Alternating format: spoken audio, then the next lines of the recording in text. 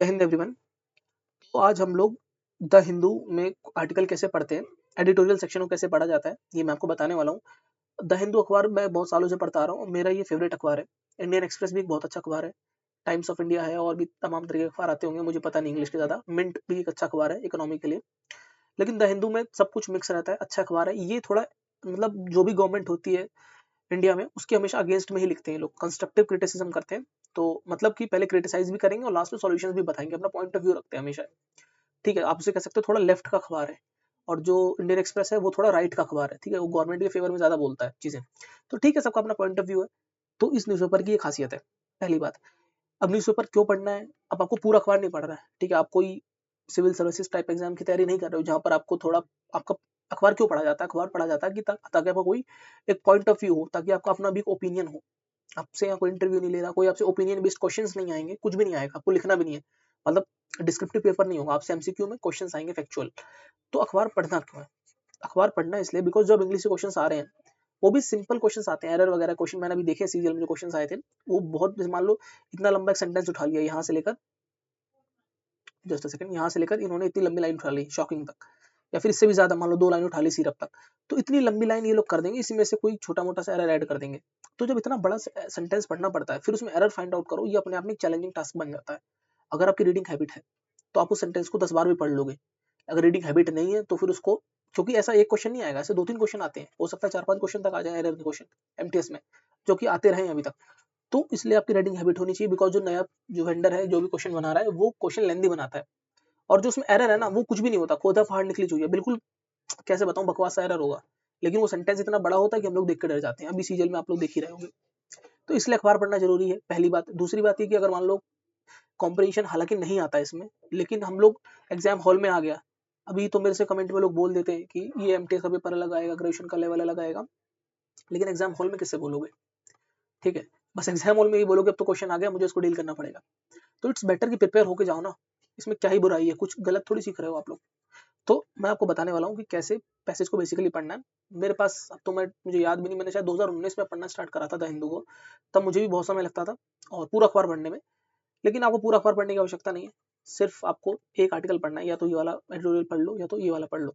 ये कल का अखबार है, बिकॉज संडे को इसमें एडिटोरियल नहीं आता है द हिंदू में, साइंस वाला सेक्शन रहता है। तो 25 अक्टूबर का अखबार है। मैं आपको बता देता हूँ उदाहरण के रूप में, मैं ये वाला जो आर्टिकल है इसको मैं आपको बताता हूँ कैसे पढ़ना होता है। ठीक है, इसमें होता क्या है बेसिकली द हिंदू में, इतना बड़ा आर्टिकल है और इन आर्टिकल में ये सब टॉपिक्स होते हैं। ठीक है, ये सब क्रिटिसाइज ही कर रहे हैं। अभी ये जो लोग कह रहे हैं कि जो मिराज है, port-led development in Great Nicobar, आपको पता होगा ग्रेट निकोबार में सरकार कह रही है कि हम लोग एक शिपमेंट कंटेनर वाला टाइप का पोर्ट बनाने की बात कर रहे हैं ये लोग, ताकि उससे थोड़ा पैसा भी आएगा। और पैसा ही मेन काम, पैसे का, पैसों को वैसे लोग कर रहे हैं भारत सरकार।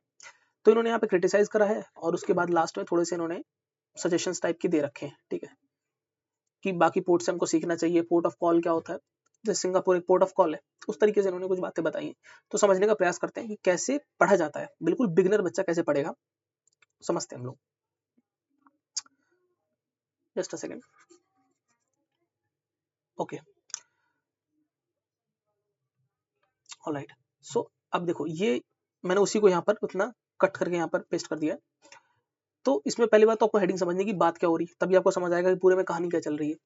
और इससे आपकी ना वोकैब थोड़ी सी या तो स्ट्रांग होनी चाहिए, अगर स्ट्रांग नहीं है तो पढ़ते पढ़ते आपकी स्ट्रांग हो जाएगी। बिकॉज इनका लिखने का जो तरीका होता है ना, वो नॉर्मल बात को भी ऐसे बोलेंगे। अब देख लो यहाँ पर, मतलब वैसे उस तरीके से, क्या बोलते हैं उसको, मेटाफोरिकल सेंस में बोलते हैं, मतलब डायरेक्टली नहीं बोलेंगे कि ये देखो ग्रेट निकोबार में ये जो कर रहे हैं ये सही नहीं है। उसको भी देखो कैसे लिख के बोलते हैं, the mirage of port led development in Great Nicobar, मतलब जो दिख रहा है आपको कि डेवलपमेंट है वो डेवलपमेंट नहीं है। मिराज नहीं बनता जो आपका रेगिस्तान में बनता है, कि दिखता है कि पानी है, पेड़ है, पौधे हैं, वहाँ मतलब हरियाली है, वो होता नहीं वहां पर। तो वही बात यहाँ पे कहना चाह रहे हैं। तो हर तरीके ना एक क्या बोलते हैं उसको, सार्केस्टिक वे में बोलते हैं लोग। ठीक है, जस्ट अ सेकंड। तो ये क्या बोलने की कोशिश कर रहे हैं, मैं आपके साथ साथ थोड़ा सा पढ़ता हूँ ताकि आप लोग समझ सको कैसे पढ़। शुरुआत में जल्दीबाजी मत करना कि मैं एकदम से हीरो बन जाऊंगा, हीरो नहीं बनना, आराम से पढ़ो पहले। क्या बोल रहे हैं, among the backers of the seaport at Great Nicobar much in the media spotlight following a spate of critical commentaries, a favorite argument is that the facility will position India as a regional hub for maritime security and economic growth. मैं आपको एक बात और बताऊं, अखबार पढ़ने का ये भी फायदा है कि ना, जैसे क्वेश्चंस आते हैं कई बार ना, करंट क्वेश्चन ऐसे आ जाते हैं ना, डीप में क्वेश्चन पूछ लेता है, तो वो क्वेश्चन भी आप यहाँ से डील कर सकते हो। जस्ट अ सेकंड, ये पूरा आ रहा है कि नहीं आ रहा है एरिया। तो करंट क्वेश्चन में आप लोग ना इन्हीं चीजों को डील कर सकते हो। अब मान लो कोई क्वेश्चन आ गया, अगर मान लो कि अभी तो खैर ये वाला ग्रेट निकोबार वाला है, या फिर कोई इंडिया का लेटेस्ट डेवलपमेंट हो रहा है, तो उस पे द हिंदू में आर्टिकल जरूर आता है। तो आर्टिकल आएगा तो आपको बिल्कुल इन एंड आउट बता देगा उस मुद्दे के बारे में। तो ये भी एक अच्छी चीज है, करंट अफेयर भी तैयार हो जाता है साथ में। तो हमने ये लाइन पढ़ी, तो ये लाइन ये कहना चाह रही है कि जो मीडिया में बातें ये हो रही हैं, जो कमेंटेटरीज हो रही है, वो कह रहा है कि इंडिया को ना as a regional hub present करेगा अगर हम लोग वहाँ पे पोर्ट बना लेंगे। ठीक है, मैंने तो इतनी बात समझी, इतनी ही समझनी है। Proponents reject suggestion that the port is misguided venture that threatens indigenous communities and risk ecological collapse। ठीक है, अब एज अ एमटीएस एस्पिरेंट मैं यहाँ पे क्या देखूंगा, पहले मैं इंडिजिनस की स्पेलिंग देख लूंगा, क्योंकि ना ये एग्जाम में आती है। ठीक है, मैं स्पेलिंग थोड़ा सा अपने मन में सोचूंगा, इंडिजिनस स्पेलिंग क्या होती है, INDIGENOUS होता है, UOS होता है। तो मैं यहाँ पे देख लूंगा, फिर अपनी आंखें खोल करके हाँ यार OUS है। ठीक है यार, ये भी प्रैक्टिस का पार्ट है, समझ गया मैं। तो यहाँ पर अब इस लाइन का मतलब मैं समझने की कोशिश करूंगा अपने दिमाग में। ये कह रहा है कि प्रोपोनेंट जो है ना, प्रोपोनेंट क्या होता है, जो किसी चीज की वकालत करता है, वो कहता है कि नहीं नहीं ये चीज सही है। एक तो होते हैं प्रोपोनेंट, एक होते हैं क्रिटिक्स, कि भाई क्रिटिक करता है कि नहीं नहीं ये चीज नहीं होनी चाहिए। कोई बोलता होना चाहिए, जो बोलता होना चाहिए उसको प्रोपोनेंट बोलते हैं। ठीक है, नहीं पता तो चुपचाप से गूगल कर लो, कोई बात नहीं, एक बार कर लोगे गूगल, आगे तो सीख जाओगे ना। तो proponents reject suggestion that the port is a misguided venture.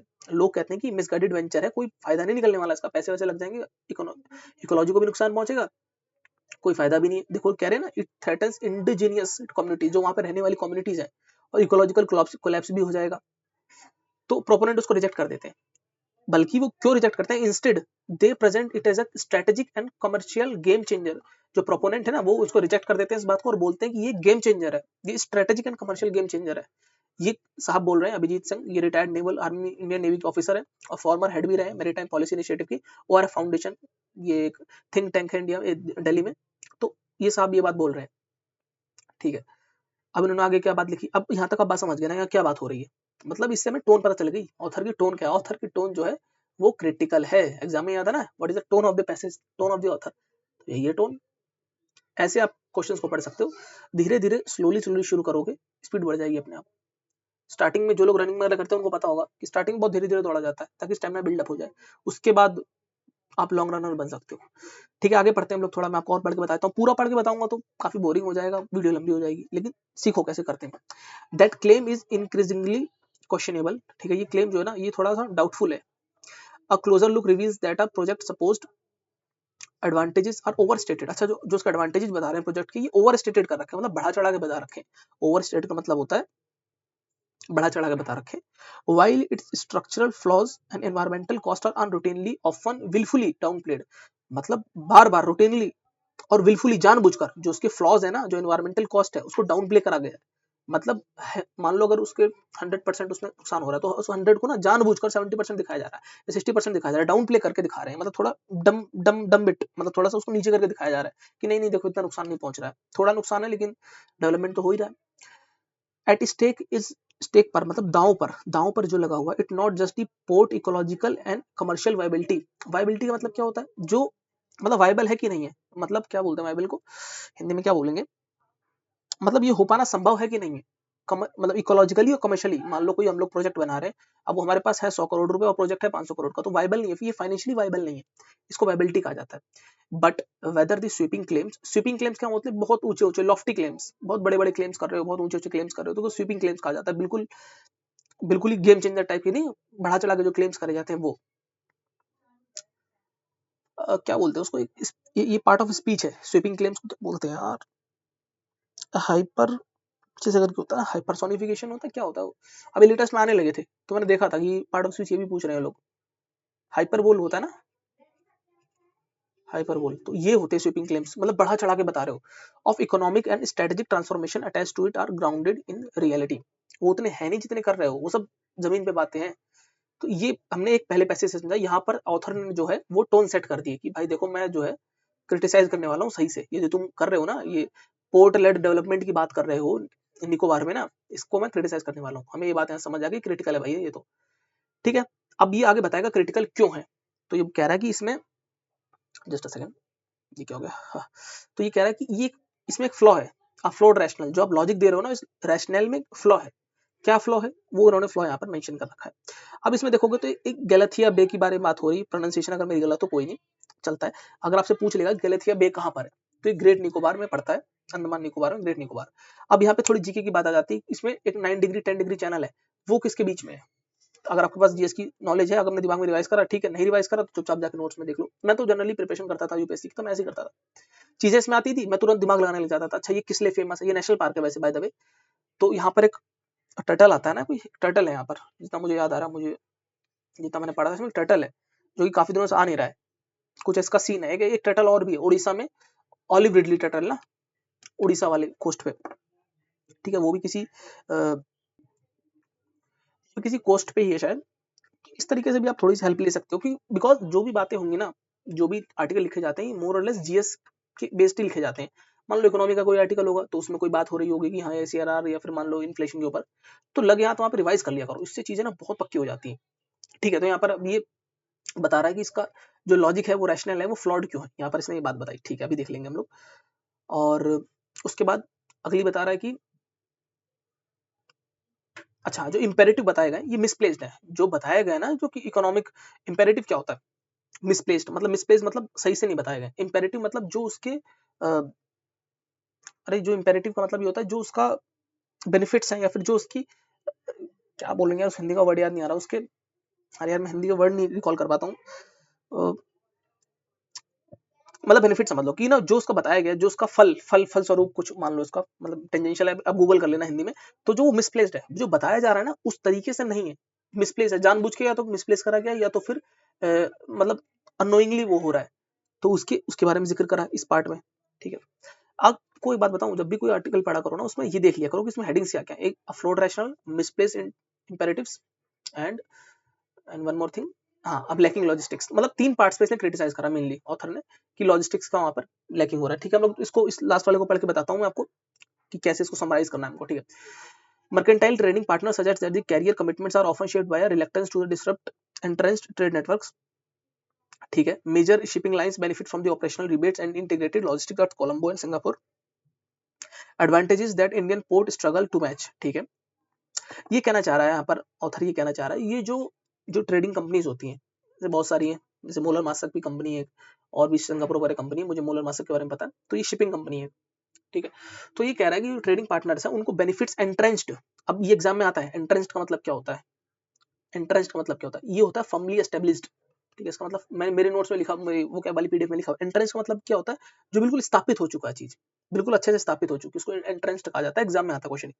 तो यहाँ से अपनी ये भी वो क्या वाली अगेन चीज तैयार होगी, तो उसको डिसरप्ट कर पाना थोड़ा सा मुश्किल होता है। ऐसा क्यों होता है, बिकॉज जो मेजर मेजर जैसे मान लो कोलंबो में, सिंगापुर में, ये लोग रिबेट वगैरह देते हैं, ठीक है, उनको बेनिफिट मिलता है वहां से, लेकिन ये एडवांटेज जो इंडिया के पोर्ट पे है, ये स्ट्रगल ये मिलता नहीं।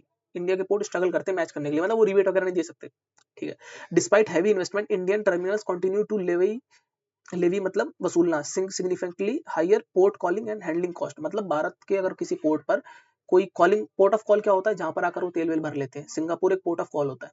ठीक है, बहुत फेमस पोर्ट ऑफ कॉल है। तो वहां पर कोई जहाज आया, उसने मतलब कंटेनर शिप आया, कोई भी जहाज आया, उसने तेल भर लिया, या जो भी उसको करना है, मान लो उसमें कुछ खराबी, तो वो सब वहां पे कर सकता है, एक तरीके से स्टॉप हॉल्ट, मान लो हॉल्ट जो होता है। और मान लो अगर हैंडलिंग कर रहा है, यहाँ से कंटेनर उतर रहे हैं, तो उसका भी हैंडलिंग कॉस्ट ज्यादा है, मतलब इंडिया में जो इंडिया के टर्मिनल्स है यहाँ पर, मतलब ज्यादा भारत सरकार ज्यादा लेती है। ठीक है, द एक्सपीरियंस, एक्सपीरियंस में यहाँ पे कोट कर रहे हैं, the experience at Krishnapatnam port Nellore Andhra Pradesh a full withdrawal of container services in 2024, पूरा विड्रॉल कर लिया था ना, strategic reorientation to bulk cargo के पास फोकस करा। ये इलस्ट्रेट करता है how cost structures and network integration continue to shape the linear decision.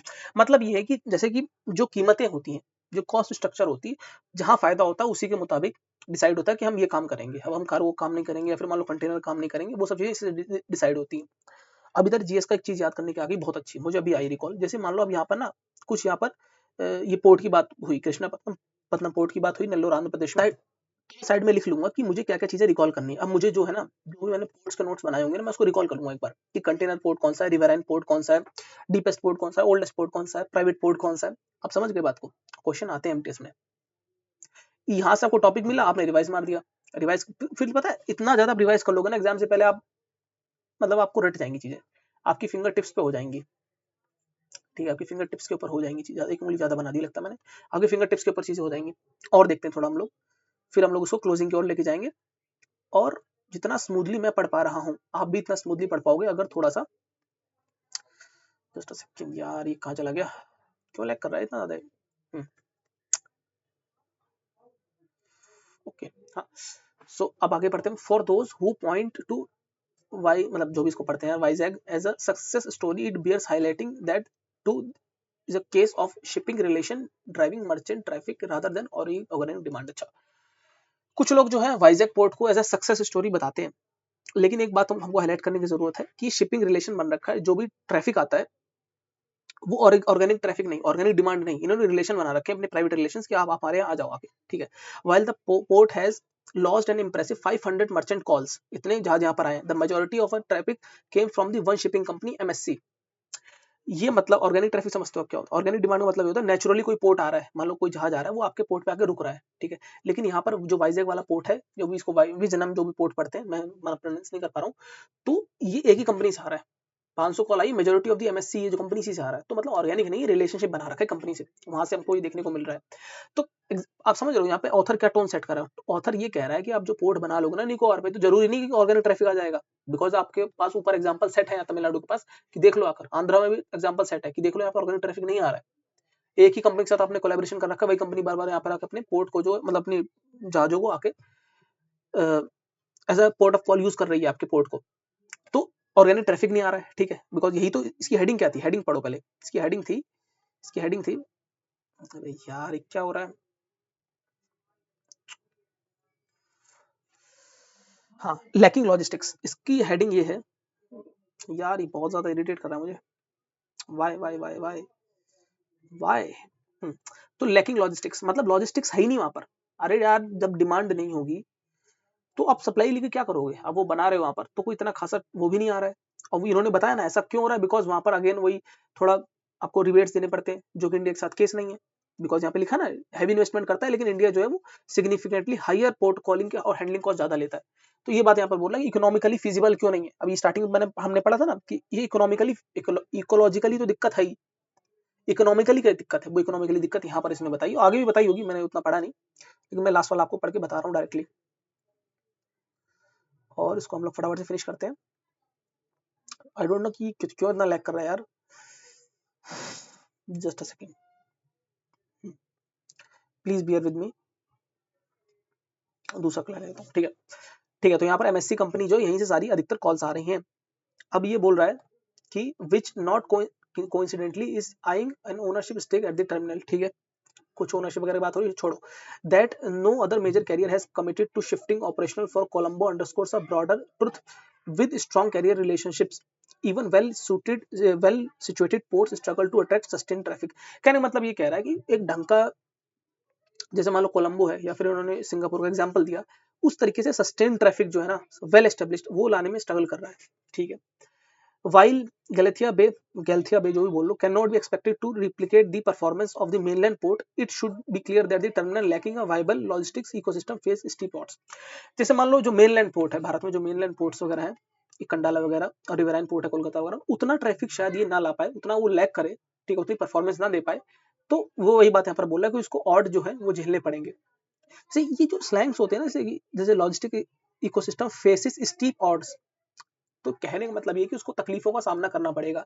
Directly नहीं लिखा है यहाँ पर कि ecosystem will face problem, no, आप इस तरीके से भी समझने का प्रयास करो इंग्लिश को, कि ऐसे भी इंग्लिश लिखी जाती है, ठीक है। The great Nicobar project is undoubtedly ambitious, ठीक है, बहुत। अब देखो पूरी बातें उन्होंने ऊपर क्रिटिसाइज करा, लास्ट में तीन तीन छह लाइनें लिख के सरकार को बोल रहे हैं हाँ बहुत अच्छा कर रहे हो।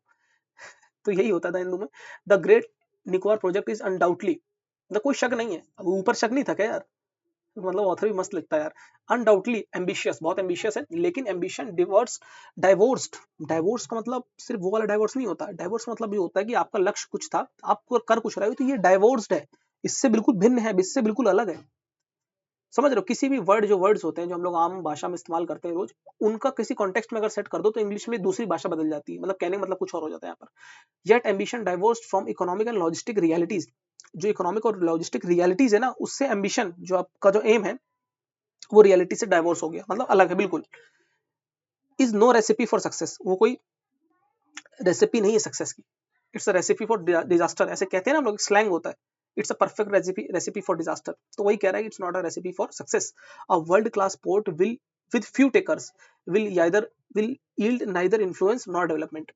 जब थोड़े ही लोग हैं वहाँ, फ्यू टेकर्स हैं, तो वहाँ पर ना इन्फ्लुएंस होगा ना डेवलपमेंट होगी, कोई मतलब नहीं. It will be stand instead as a cautionary lesson in a misplaced ambition. आपको, अब कितनी अच्छी बातें इन्होंने लिखी, इन्होंने ये मतलब लिखने का तरीका है, तंज कसने का तरीका है. इट विल स्टैंड, ऐसे आपके सामने एग्जांपल स्टैंड होगा कि ग्रेट निकोबार का जो आप पोर्ट बना रहे हो, एज अ कॉशनरी लेसन, जिससे आप सबक लोगे कि देखो भैया, जब मिसप्लेस्ड एम्बिशन होते हैं, जब आप सही से टारगेट सही नहीं कर पाते हो ना, तो अंजाम क्या होता है. तो एज अ अंजाम के रूप में ये कॉशनरी लेसन जो आपके सामने प्रेजेंट करेगा ये पोर्ट. तो ये है पूरा पैसेज को पढ़ने का तरीका. अब आपको ना एक बात ध्यान रखनी है कि, जस्ट अ सेकंड, अब आपको एक बात ध्यान रखनी है कि कुछ लेसन समझ लो. पहली बार में आप जो है पूरा पैसेज नहीं पढ़ पाओगे, ठीक है. ये आपको लग रहा है, अभी तो मैंने इतने साल पढ़ा है तो मैं उसको पढ़ा, मैं तो और से जल्दी पढ़ लेता, मतलब हार्डली 3-4 मिनट का पैसेज था. मैं स्किमिंग करता हूँ, जैसे आंखों से देखा मैं समझ गया, मुझे सारे पॉइंट्स को नहीं पढ़ना. मैं पॉइंट्स को कब पढ़ूंगा, मान लो पैसेज अगर ये आ गया, इससे फिर क्वेश्चंस आएंगे, ठीक है. तो पहले मैं स्किमिंग करूंगा, शुरू के लगभग 2 मिनट 2.5 मिनट स्किमिंग करूंगा, देखो हाँ पैसेज में क्या बात हो रही है. फिर मैं क्वेश्चंस को पढ़ लूंगा, फिर दोबारा जाकर पैसे ध्यान से पढ़ूंगा. लोग क्या यूट्यूब पर बताते हैं, जो कि बहुत बड़ा ब्लंडर है, सॉरी ब्लंडर है, बहुत बड़ा ब्लंडर नहीं होता, सिर्फ ब्लंडर होता है. तो वो ब्लंडर ये है, वो कहते हैं क्वेश्चन पढ़ लो फिर जाकर पैसेज पढ़ना शुरू कर दो ढंग से. अरे पहले स्किमिंग करो. आजकल ये आलम है कि स्किमिंग पहले आपको करनी पड़ेगी, समझना पड़ेगा पैसेज में बात क्या हो रही है. तो आप समझ गए, हाँ यार पैसेज ये टोन है ऑथर की, सब कुछ समझ गए. कई बार क्या होता है ना, स्किमिंग से आंसर हो जाते हैं. अगर आपसे मान लो टोन पूछ ले, तो आप स्किमिंग करके बता दोगे हाँ टोन ये क्रिटिकल है. देखा ना, पहली लाइन में हम लोग समझ गए क्रिटिकल है. पहली लाइन पढ़ लो, देखो ये पहली लाइन पढ़ लो, ये वाली इतना पहला पैरा पढ़ लो, फिर ये ना इनकी सब हेडिंग्स पढ़ लो. हमको समझ आ गया कि इसकी टोन जो है ना, वो थोड़ी ऑथर की टोन थोड़ी सी क्रिटिकल जा रही, थोड़ी सी मतलब अगेंस्ट है, ठीक है. चीजों के जो एस्टेब्लिश्ड नॉर्म्स है उसके अगेंस्ट जा रहा है. तो पहली बात तो स्किमिंग करनी है. पैसेज आप पूरा नहीं पढ़ पाओगे पहली बार में, तो दिल छोटा मत करना. लग जाए 5 से 10 मिनट लग जाने दो, इसलिए मैंने आपसे बोला कि रोज के 5 मिनट दो बस. फिर आप एग्जाम हॉल में अब मजा देखना बस. मैं बता रहा हूँ, अभी पता है, अभी अभी रिसेंटली डेटा वगैरह मैंने देखा कि सीजीएल में एवरेज लोग 30 नंबर ला रहे हैं. एवरेज कहाँ, लोग पहले 45 से कम आ जाते थे ना 50 में से, तो लोग बोलते थे बहुत बुरा स्कोर है, तुम्हारा एग्जाम नहीं क्लियर होगा. आज लोग एवरेज स्कोर, मतलब लोगों के 30 32 35 40 तो बहुत थोड़े लोगों के जा रहे हैं, फुल स्कोर ही बहुत थोड़े लोगों के आए हैं. तो ये डेटा देख के मुझे लग रहा है कि एमटीएस में अगर इस लेवल का पेपर आ जाता है इंग्लिश में, जो कि आएगा, तो लोग बोलते हैं कि नहीं नहीं वो 10th लेवल का एग्जाम है, ये ग्रेजुएट लेवल का एग्जाम है. कोई इस बात का लॉजिक नहीं है. दिल बहलाने के लिए गालिब ख्याल अच्छा है, वो काम मत करो. अगर ऐसे मान लो पैसेज वगैरह आ गए, जो कि आ सकता है, अगर पैसेज नहीं भी आया ना, तो क्लोज टेस्ट तो मानोगे ना, वो तो आएगा ना, तो क्लोज टेस्ट भी कमर तोड़ दे देंगे ये लोग. अब यहाँ पर हमने क्या सीखा, हमने एक फ्लो भी सीखा. अगर अभी तो मैंने आपको धीरे धीरे पढ़ के बताया, लेकिन अगर मैं लगातार स्पीड में पढ़ता ना, तो मैं सेंटेंस का फ्लो सीखता. मैं आपसे हमेशा बोलता हूँ ना, अगर आप स्पॉटिंग एरर में आपको रूल्स नहीं याद आ रहे, आपको अगर फ्लो भी पता ना सेंटेंस का कि फ्लो क्या बोलता है, तो फ्लो से आप लोग कर लोगे. बहुत से लोग बोलते हैं कि हम लोग इंग्लिश मीडियम से पढ़े हैं, सीबीएसई बोर्ड से पढ़े हैं, आईसीएसई बोर्ड से पढ़े हैं, और सेंटेंस को ऐसे पढ़ते हैं, ऐसे एरर बता देते हैं, बिकॉज उनका फ्लो बहुत अच्छा होता है, इंग्लिश पढ़ते हैं.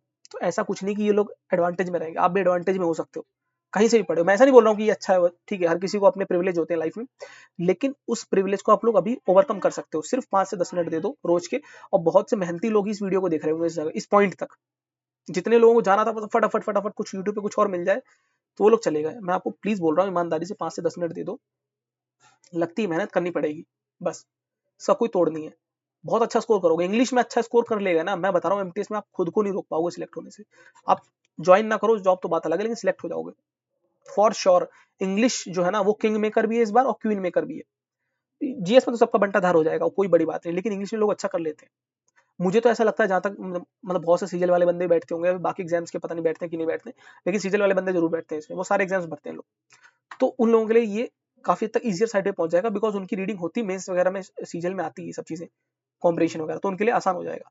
और एक बात ये भी ना, स्पॉटिंग जनरल में पहले जो क्वेश्चंस आते थे, आप देख लेना प्रीवियस ईयर के देखे होंगे, कोई नई बातें नहीं बता रहा हूँ आपको. जो प्रीवियस ईयर में क्वेश्चन आते थे स्पॉटिंग एरर के, वो आते थे वन लाइनर फॉर्मेट में, और वन लाइनर में साफ दिख जाता था कि हाँ यार ये वर्ब का एरर है, ये सब्जेक्ट वर्ब एग्रीमेंट में नहीं हो रहा है, ये आर्टिकल का एरर है, या तो फिर वो कंडीशनल सेंटेंस दे देता था, बस एक घिसे पिटे एरर आते थे. अब क्या 2-3 लाइन है, कंडीशनल वगैरह तो अब भी आता है, ये ध्यान रखना. सीजीएल में मैंने बहुत सारे क्वेश्चन देखे, लेकिन 2-3 लाइन दे देगा. उसमें एरर होगा ना, बहुत मजाकिया सा एरर होगा, लेकिन 4 लाइन पढ़ के हमारी हालत खराब हो जाती है, अरे यार कैसे होगा. 2-1.5 लाइन खत्म हो जाएगी, तब ऐसे 1 लिखा होगा, फिर 1.5 लाइन के बाद 2 लिखा होगा, फिर 3-4 लाइन, फिर 2 लाइन के बाद फिर 3rd लिखा होगा, फिर ऐसे करके लास्ट में 4 लिखा होगा, फिर 1 लाइन होगी. अब बोलोगे बताओ इसमें एरर, हालत खराब हो जाएगी. लेकिन अगर आप इतना पढ़ के जाओगे, तो कितना ज्यादा आप एज पे होगे. एमटीएस में मैं बता रहा हूँ, जॉब लेना बहुत आसान है इस साल खास करके, बिकॉज इस साल वेटिंग लिस्ट भी चलेगी, और जो वैकेंसीज है बहुत अच्छे नंबर्स हैं. अगले साल इतने नंबर्स नहीं रहेंगे, बिकॉज नॉन ज्वाइन ही नहीं होंगे, अधिकतर लोग ज्वाइन कर लेंगे, बिकॉज वो स्लाइडिंग वगैरह करेंगे ना, वेटिंग लिस्ट टाइप की चीजें, तो अगले साल फ्रेश रिक्रूटमेंट आएगी, बिल्कुल फ्रेश भर्तियां आएंगी। इस साल मौका है, तो प्लीज कर लो, थोड़ा सा एफर्ट लग रहा है, 5 मिनट छोड़ो 10 मिनट तो लगा सकते हो ना रोज के। अब आप बोलोगे नहीं नहीं सर हम आधा घंटा दे देंगे रोज के, बस जॉब लगनी चाहिए, मैं अपनी जान झोंक दूंगा। अरे जान मत झोंको, क्योंकि ये काम रोज करना है, ठीक है। आप बोलोगे नहीं नहीं आप 10 मिनट बोल रहे हो, मैं तो 1 घंटा पढ़ूंगा रोज, फिर तो हो जाएगा मेरा। नहीं होगा, क्योंकि आप 1 घंटा रोज नहीं कर पाओगे ये, लेकिन 10 मिनट जो है ना, ये जहर 10 मिनट का रोज पी लोगे। और मैं आपको पता नहीं, अभी जब रोज पढ़ोगे ना तब आपको बता रहा हूँ सच में रोना आएगा। मैंने भी पढ़ा है ना, मुझे बहुत मूड खराब होता था स्टार्टिंग 2019 में, बता रहा हूँ ना, 2019 से पढ़ता आ रहा हूँ मैं। स्टार्टिंग में इतना मूड खराब होता था कि ये मैं क्यों पढ़ रहा हूँ। पहले तो समझ ही नहीं आता था कि क्या बातें हो रही हैं, कौन सी दुनिया की बातें, समझनी भी नहीं बातें। तब मुझे किसी भी मेरे गुरु ने बताया मुझे कि तुम्हें समझनी भी नहीं है, वो भी मतलब काफी सालों से एग्जाम में, वो 10-12 सालों से यूपीएससी कर रहे हैं। और उन्होंने मुझे बताया कि तुम्हें समझना भी नहीं है, तुम्हें बस पहले समझना है कि लिखा क्या है, पहले इतना पढ़ना सीखो। हम लोग बचपन में पहले चलना सीखते हैं, घुटनों से चलते हैं, फिर हम दौड़ना उड़ना तो बात की बात है। तो पहले समझना सीखो कि क्या बातें लिखी, पहले पहले ढंग से पढ़ना सीखो। बोलने में पता चले कि आप पढ़ नहीं पा रहे हो सही से, लड़खड़ा रही जुबान, लड़खड़ा रही है, तो ये सब चीजें नहीं करनी। तो यही है, इस तरीके से मैं आगे आपको अब शायद कॉम्प्रेशन के रिगार्डिंग तो वीडियो, ये मतलब आर्टिकल के रिगार्डिंग तो वीडियो नहीं लाऊंगा, लेकिन मैं आपको अनसीन कॉम्प्रेशन जो पैसेज वगैरह आता है ना, वो पैसेज क्वेश्चन आपको सॉल्व कराऊंगा, और ताकि आपकी बिल्कुल कमांड बैठ जाए, आपका डर खत्म हो जाए अंदर से। अगर आपको कोई और भी डर लगता है उसको पढ़ने में, या कोई और स्पेसिफिक प्रॉब्लम होती है, तो आप लोग कमेंट बॉक्स में जरूर बताना। मैं कोशिश करूंगा आने वाली वीडियोस में उसको भी मैं टैकल करूं, बिकॉज इसके बगैर हो नहीं पाएगा एमटीएस। इतनी बात तो तय मानो आप। कोई और आपको बता दे कि नहीं नहीं इसको पैसेज पढ़े बगैर आप आंसर टिक कर दोगे, तो भाई आप उनके पास चले जाओ, मेरे पास ये चीज नहीं हो पाएगी। मैं आपको बहुत ही प्यार से बता रहा हूँ, बिकॉज है सिचुएशन ही है ये करंट की। और आगे आप देख ही रहे हो सीजीएल वगैरह में, जिन लोगों ने सीजीएल कभी मतलब इस बार जिन लोगों ने दिया हो, तो उनको भी शायद आइडिया लग गया होगा। तो अपना एक्सपीरियंस भी मुझे बता सकते हैं कमेंट बॉक्स में, क्या एक्सपीरियंस रहा उनका। बाकी मिलते हैं अगली वीडियो में, तब तक के लिए गुड बाय, जय हिंद।